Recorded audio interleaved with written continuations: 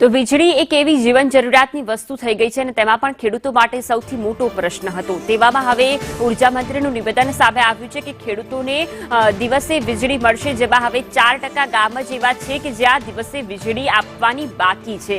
બાકી અન્ય ગામોમાં દિવસે વીજળી અપાઈ ચૂકી છે। ફેબ્રુઆરીથી માર્ચ સુધીમાં પણ આ 4% ગામોની કામગીરી પણ પૂર્ણ થઈ જશે તેવું ઉર્જા મંત્રીએ જણાવ્યું છે।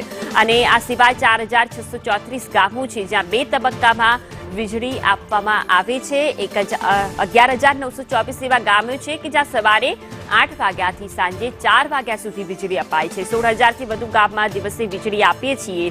હવે આ વીજળીની સમસ્યા જે ગામે ગામમાં હતી તેમાં મહદઅંશે ઘટાડો આવ્યો છે અને માત્ર 4% ગામો છે કે જ્યાં હજુ સુધી વીજળી નથી પહોંચી અને આવનારા સમયમાં આ ગામોમાં પણ વીજળી આપવાના પૂરતા પ્રયત્નો અને તેની કામગીરી પૂર્ણ થશે। તો દિવસે વીજળી માત્ર 4% ગામમાં બાકી છે। આ સિવાયના અન્ય ગામો કે જ્યાં વીજળીનો પૂરતો જથ્થો આપવામાં આવી રહ્યો છે। અનેક એવા ગામો છે જ્યાં સવારે 8 વાગ્યાથી સાંજે 4 વાગ્યા સુધી વીજળી અપાય છે। આ સિવાય ખેડૂતોની સમસ્યાનો પણ હલ થશે।